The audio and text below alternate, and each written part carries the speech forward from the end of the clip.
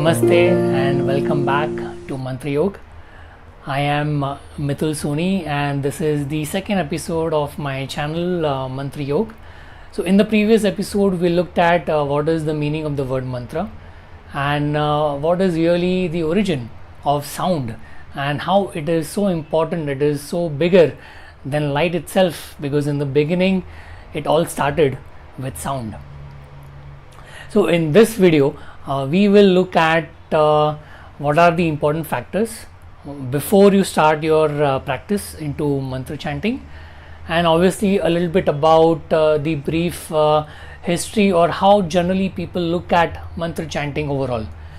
So you may agree with me that in the present scenario, mantra chanting is left to people who have renounced the world and they are in solitude, or let's say maybe if you're a monk, you may keep chanting it throughout the day, or maybe if you can do some puja, or a pandit.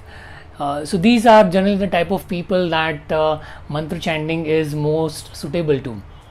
However, if you realize it is in fact meant for universal good. What does that mean? It means that people like you and me, normal people, working people, professional peoples, people who with family, people with day-to-day problems in life, people who go through a lot, especially in this time, it is actually meant for common people like you and me to help us with our problems, to help us stay focused and have a positive frame of mind. So that is really essentially what mantras are meant for.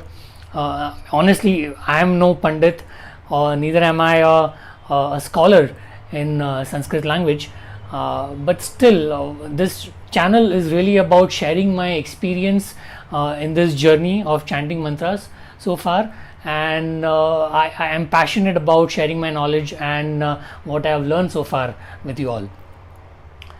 Another important thing when you are starting with chanting a mantra is that you have to really pay attention to two most important things. First one is that you need to be attentive, and the second is your intention. So two words, really simple: your attention and your intention. So what does that really mean is that you really need to pay attention to what you're learning, what mantras you're about to chant, and while you are chanting it, you need to have complete focus in that mantra itself, and your intention has to be very, very clear, which means that you must know your purpose. Why are you sitting and chanting this mantra, and what benefit do you expect to happen in your life? So your intention has to be very clear, and always remember, if you can have focus on these two words, attention and intention, believe me, your journey can be a lot rewarding in while chanting a mantra, and you're going to have great experiences in your life.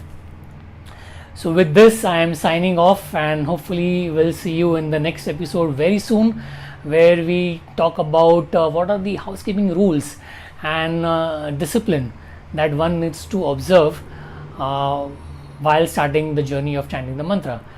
So stay tuned, and I will see you all guys real soon. Till then, stay safe and namaste.